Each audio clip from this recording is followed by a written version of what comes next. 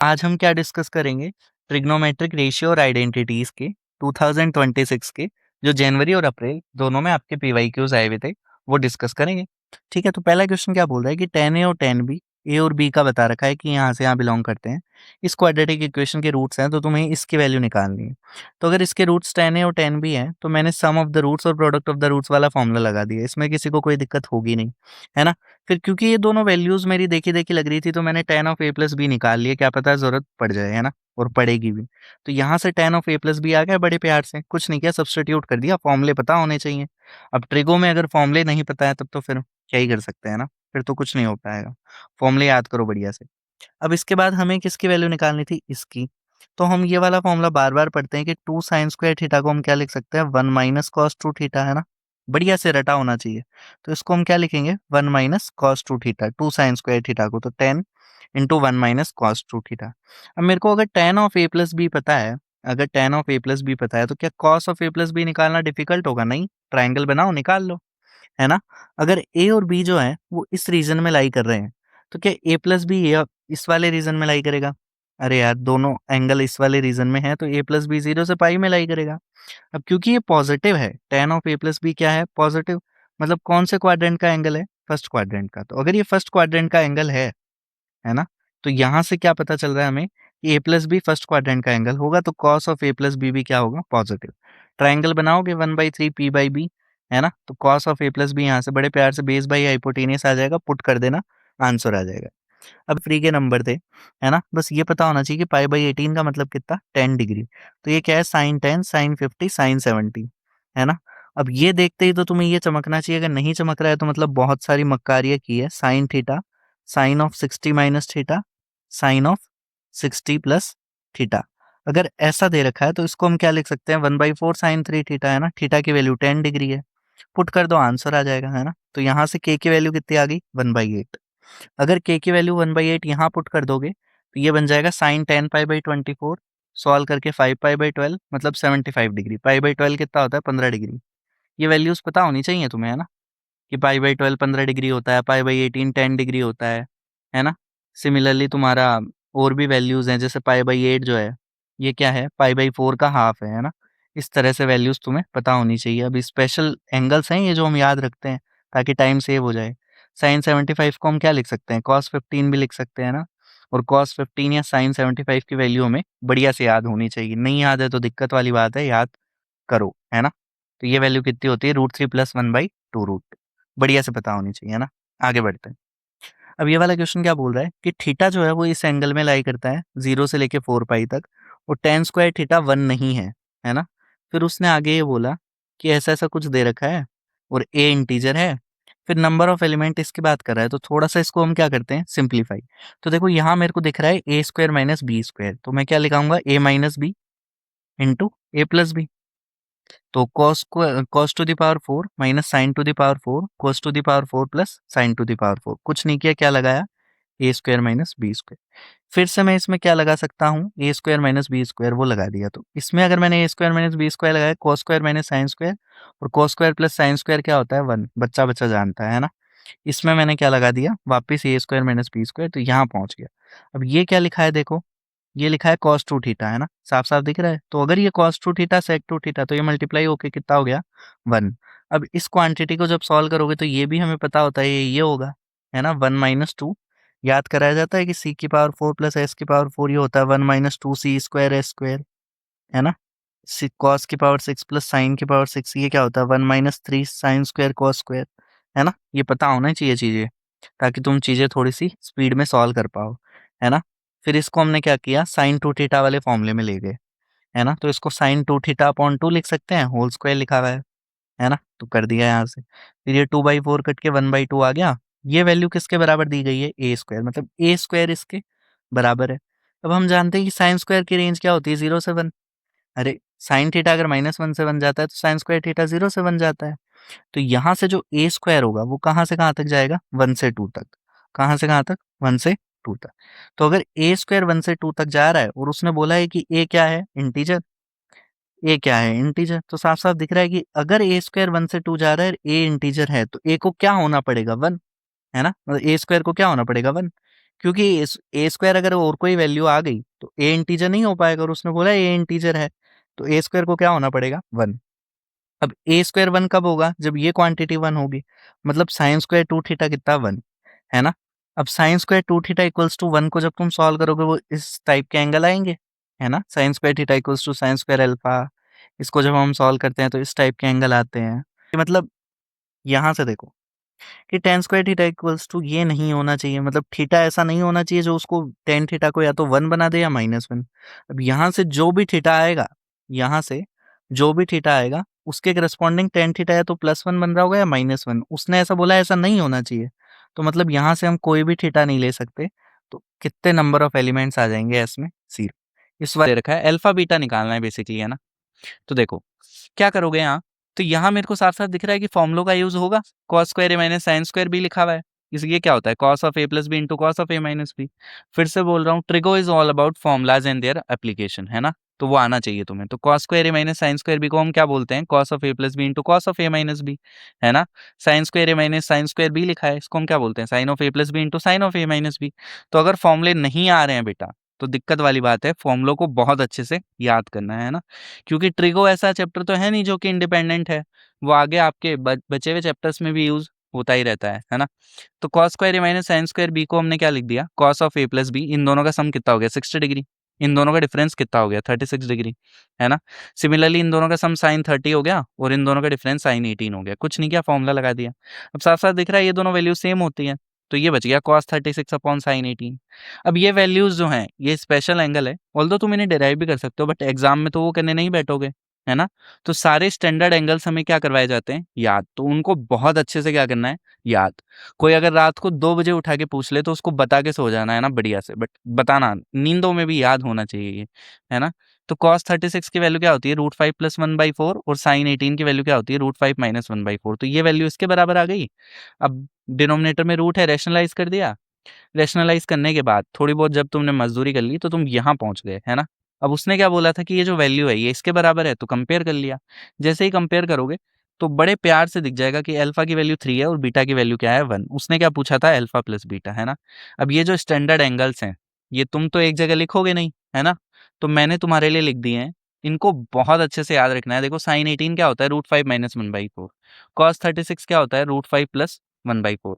18 को हम क्या बोलते हैं, π/10, है ना। π/10 इस फॉर्म में भी एंगल्स तुम्हें दिमाग में रहने चाहिए कि π/10 क्या होता है, 18 डिग्री। ऑल्दो कैलकुलेट करके तुम हमेशा निकाल सकते हो, बट थोड़ा सा दिमाग में रहना चाहिए कि π/10 18 डिग्री होता है, π/5 मतलब 36 डिग्री होगा, है ना। साइन 15 डिग्री की वैल्यू √3 - 1/2 √2 होती है, इसको हम cos 75 बोल देते हैं। अब 15 डिग्री को तुम क्या लिखते हो उस फॉर्म में, π/12 लिखते हो, है ना। तो ये सब चीजें तुम्हारे दिमाग में रहनी चाहिए, है ना। और ये दोनों एंगल तो पता ही है तुम्हें, साइन 15 cos 75 के बराबर हो जाएगा, है ना। cos 15 की वैल्यू होती है √3 + 1/2 √2, है ना। और cos 15 किसके बराबर होगा, साइन 75। इसको अगर उस फॉर्म में लिखना है तो क्या बन जाएगा, 5π/12 की π/12 कितना होता है, 15, तो 5π/12 कितना हो जाएगा, 75, है ना। तो ऐसी चीजें तुम्हें याद होनी चाहिए। cos 15 डिग्री की वैल्यू कितनी, √3 + 1/2 √2। tan 15 की वैल्यू इन दोनों को डिवाइड करके भी निकाल सकते हो, जो कि कितनी होगी, 2 - √3। tan 15 cos 75 के बराबर, है ना। तो ये वैल्यूज हैं जो कि तुम्हें बहुत अच्छे से याद होनी चाहिए।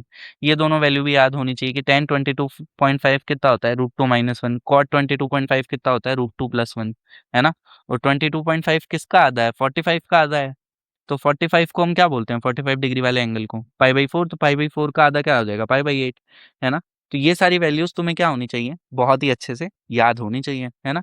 अगर तुम्हें फॉर्मूला आता था, वैल्यूज याद थी, तो ये क्वेश्चन तो बहुत आसान था ना यार, कुछ था ही नहीं इसमें, है ना। आगे बढ़ते हैं।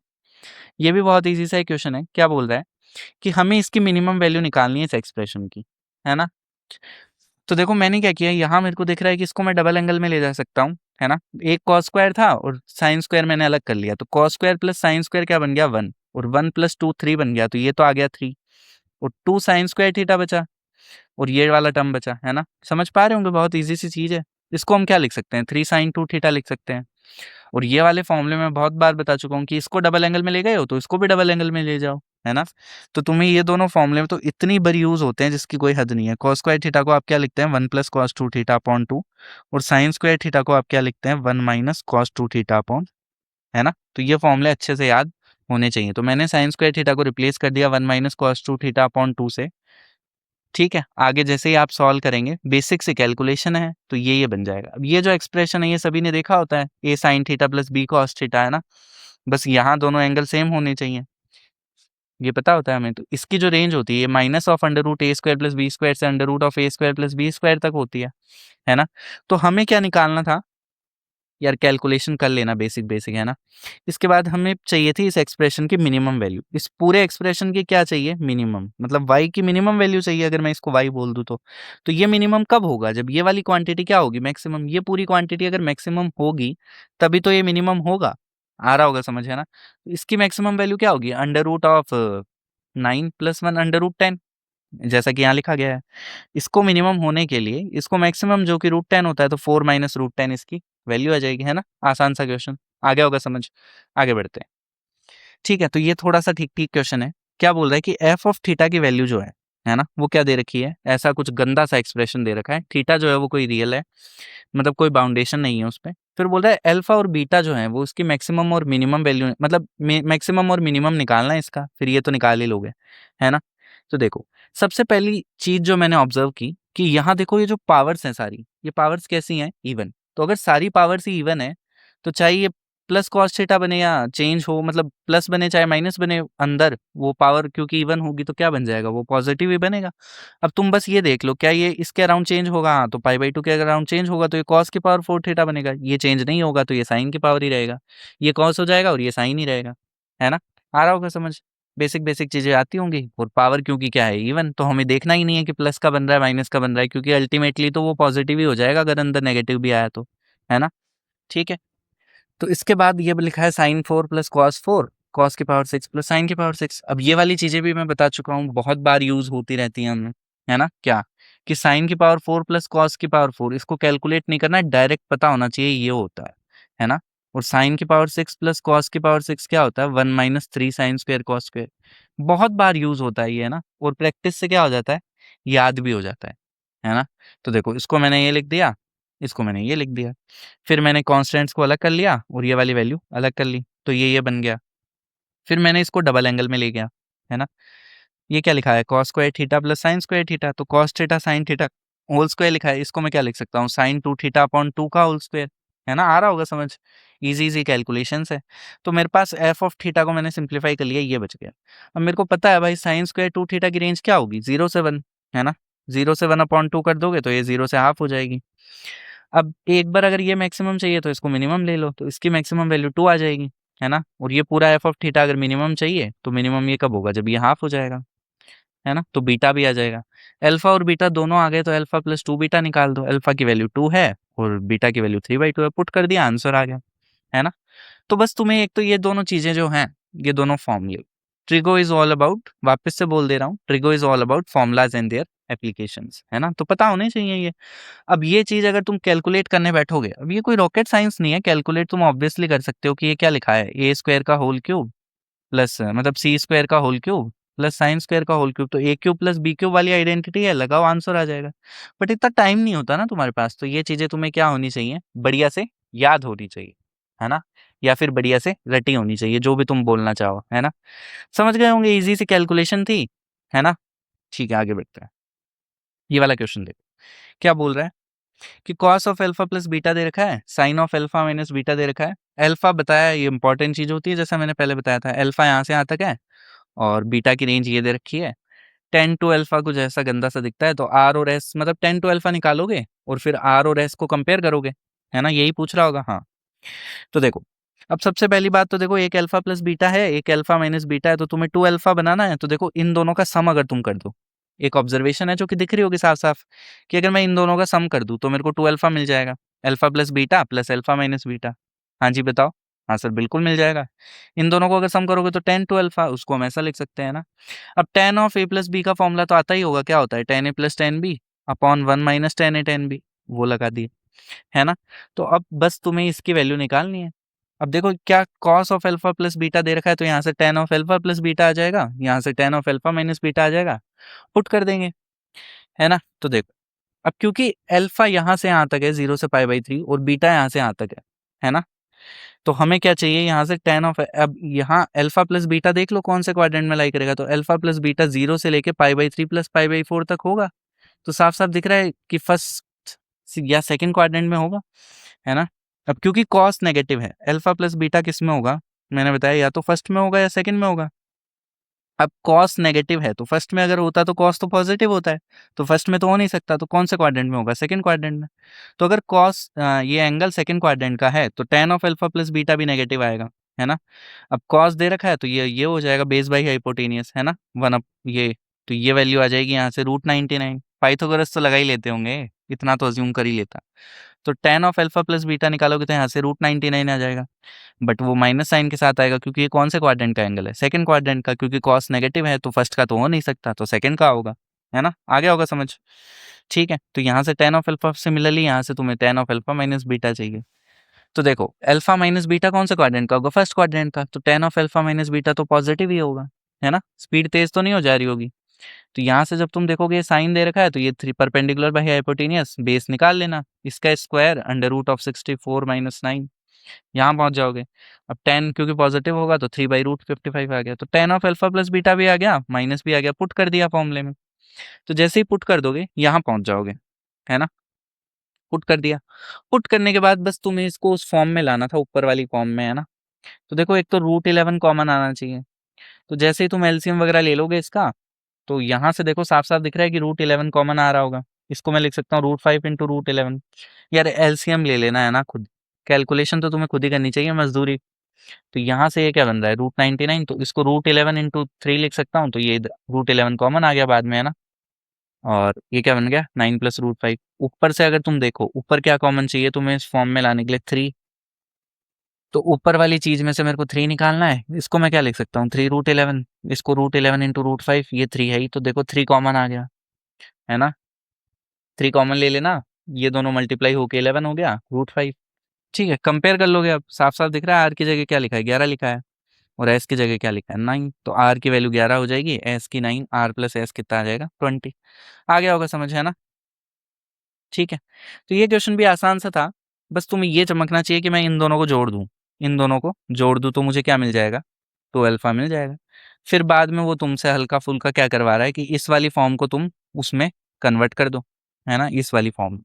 ठीक है, बाकी ये तो मैंने बता ही दिया कि ये तो दोनों चीजें जो हैं ये बहुत ज्यादा इंपॉर्टेंट होती है ना, इसमें तो कोई डाउट ही नहीं है, क्योंकि इससे तुम साइन डिसाइड करते हो कि कौन सी क्वांटिटी पॉजिटिव होगी कौन सी क्वांटिटी नेगेटिव होगी, है ना। आ गया होगा, आगे बढ़ते हैं। अब ये वाला क्वेश्चन देख लेते हैं, बहुत ही अच्छा क्वेश्चन है ना, और ये भी इनफैक्ट अच्छा क्वेश्चन है। तो देखो क्या बोल रहा है कि ए जो है वो ये दे रखा है। अब सबसे पहली ऑब्जर्वेशन जो है वो क्या है कि देखो इस एंगल का ट्रिपल यहाँ लिखा है, इस एंगल का भी ट्रिपल यहाँ लिखा है, इस एंगल का भी ट्रिपल यहाँ लिखा है। तो मैं क्या करता हूँ, एक बार पहले इसको सॉल्व कर लेता हूँ, है ना। ए और बी को सॉल्व करना है, फिर बी बाई ए बताना है। तो मैंने इस वाली टर्म को क्या करने की सोची, सिंप्लीफाई, है ना।